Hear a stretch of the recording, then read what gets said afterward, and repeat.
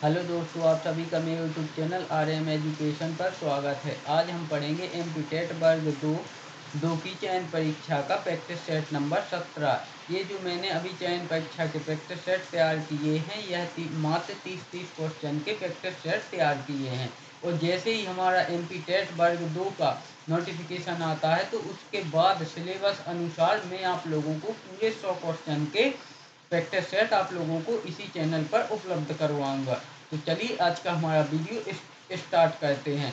और आप लोग भ्रमित ना हो, क्योंकि चुनाव से पहले कभी भी वर्ग 2 का नोटिफिकेशन आ सकता है, इसलिए आप लोग अपनी पढ़ाई जारी रखें।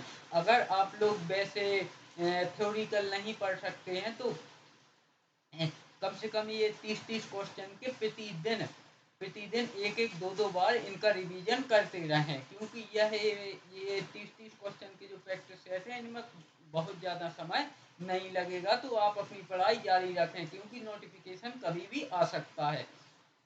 तो चलिए आज का हमारा वीडियो स्टार्ट करते हैं। अगर आप लोग प्रतिदिन ऐसे ही सभी गवर्नमेंट जॉब के सिलेबस अनुसार प्रैक्टिस सेट पाना चाहते हैं और सभी गवर्नमेंट जॉब की अपडेट संबंधित वीडियो पाना चाहते हैं, तो मेरे यूट्यूब चैनल RM एजुकेशन को सब्सक्राइब करें और साथ में बेल नोटिफिकेशन को ऑल पर क्लिक करें, जिससे मैं जितने भी वीडियो डालूँ उसका नोटिफिकेशन आप तक पहुँच सके और आप कोई भी प्रैक्टिस सेट या जॉब से संबंधित अपडेट मिस न कर सके। तो चलिए आज का हमारा वीडियो स्टार्ट करते हैं। क्वेश्चन नंबर पहला, निम्नलिखित में से सबसे अधिक परमाणु द्रव्यमान वाला तत्व कौन सा है? तो इसमें कैल्शियम सबसे अधिक परमाणु द्रव्यमान वाला तत्व है, ऑप्शन ए। क्वेश्चन नंबर 2, एक रासायनिक अभिक्रिया में जल के साथ तीव्रता से अभिक्रिया करके कैल्शियम हाइड्रोक्साइड उत्पन्न करता है और भारी मात्रा में ऊष्मा मुक्त होती है, तो वह होती है कैल्शियम ऑक्साइड से, ऑप्शन बी, कैल्शियम ऑक्साइड से। क्वेश्चन नंबर 3, कार्बन मोनोऑक्साइड के बारे में इनमें से कौन सा कथन गलत है? तो यह वायनों द्वारा उच्च स्तर पर उत्पादित होती है, बिल्कुल सही बात है। वायनों द्वारा कार्बन मोनोऑक्साइड उच्च स्तर पर उत्पादित होती है, जिसे उसमें लगी वस्तु के द्वारा चेंज करके कार्बन डाइऑक्साइड में बदल दिया जाता है। यह रक्त की ऑक्सीजन ले जाने की क्षमता को कम कर देती है, बिल्कुल सही है। यह जीवन रक्षक गैस है, यह गलत है, क्योंकि यह जीवन रक्षक गैस नहीं है, यह जीवन के लिए बहुत ही घातक गैस है, ऑप्शन सी इसमें गलत कथन है। बाकी यह पेट्रोल और डीजल जैसे ईंधनों के अधूरे दहन से उत्पन्न होती है, बिल्कुल सही है। क्वेश्चन नंबर 4, म्यूरिएटिक अम्ल का रासायनिक सूत्र है।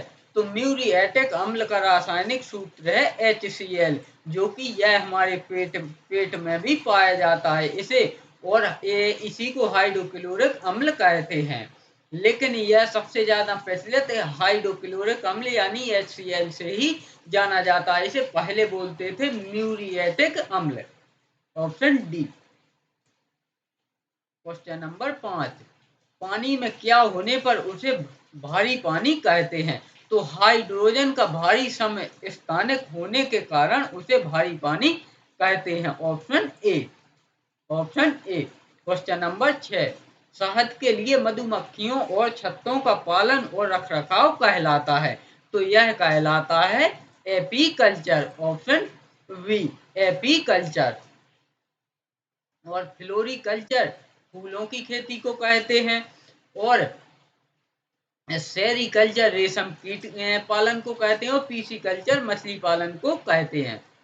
तो ये चारों पॉइंट आप याद रखें फिलहाल, लेकिन हमारे जो क्वेश्चन का राइट आंसर है वह है वी, एपीकल्चर। क्वेश्चन नंबर 7, निम्नलिखित में से कौन सी टेरिडोफाइटा की विशेषता है? तो उनके उनके स्पोरोफाइट आशाकीय होते हैं, यह विशेषता टेरिडोफाइटा की है, ऑप्शन ए, टेरिडोफाइटा की। क्वेश्चन नंबर 8, डेंड्रोन और एक्सोन किसके भाग हैं? तो डेंड्रोन और एक्सोन तंत्रिका तंत्र के भाग हैं, ऑप्शन सी।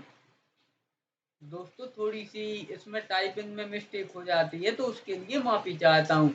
आप ही लोग सोचिए कि सबसे पहले क्वेश्चनों को छांटना, उसके बाद कंप्यूटर पर टाइपिंग करना, बहुत मेहनत लगती है दोस्तों। इसलिए आप लोग वीडियो को लाइक जरूर कर दिया करें, क्योंकि इससे हमें मोटिवेशन मिलता है।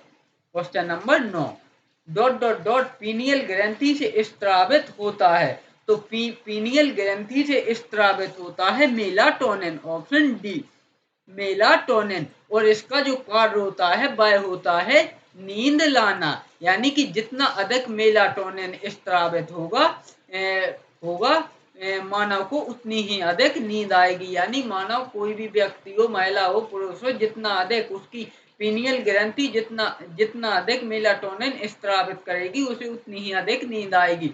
जैसा कि उदाहरण के तौर पर आप छोटे बच्चे को देख सकते हैं, क्योंकि छोटे बच्चे की पीनियल ग्रंथि बहुत ही एक्टिव होती है और वह बहुत अधिक मात्रा में मेलाटोनिन स्त्रावित करती है, जिससे छोटे बच्चों को बहुत अधिक नींद आती है और वह अधिकतर सोते ही रहते हैं।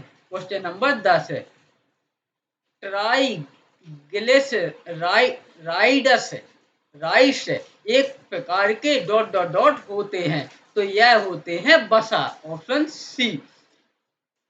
ट्राइग्लिसराइड्स एक प्रकार के वसा होते हैं, ऑप्शन सी। क्वेश्चन नंबर 11, निम्न में से कौन सी एक जल की जनित बीमारी है।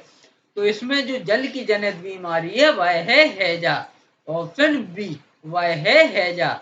क्वेश्चन नंबर 12, निम्नलिखित में से कौन सा जानवर बिल में नहीं रहता है। तो कछुआ बिल में नहीं रहता है, ऑप्शन ए कछुआ बिल में नहीं रहता है। क्वेश्चन नंबर 13, निम्नलिखित में से किसमें चार कक्षीय हृदय पाया जाता है। तो मगरमच्छ में चार कक्षीय हृदय पाया जाता है, ऑप्शन बी मगरमच्छ में चार कक्षीय हृदय पाया जाता है। क्वेश्चन नंबर 4, लेंस की क्षमता यानी कि पावर के एसआई मात्रक को निम्न में से किस अक्षर के द्वारा निरूपित किया जाता है। तो इसे निरूपित किया जाता है डी से, ऑप्शन बी इसे निरूपित किया जाता है डी से। क्वेश्चन नंबर 15, आपतित किरण आपतन बिंदु पर लंब किरण और परावर्तित किरण सभी अवशिष्टत होती है। तो यह होती है समान समतल में, ऑप्शन बी समान समतल में, option B. Question number 16, lactometer hydrometer जहाजों और पनडुब्बियों को डॉट डॉट डॉट के आधार पर डिजाइन किया जाता है। तो इन्हें डिजाइन किया जाता है आर्किमिडीज के सिद्धांत पर, ऑप्शन ए आर्किमिडीज के सिद्धांत पर।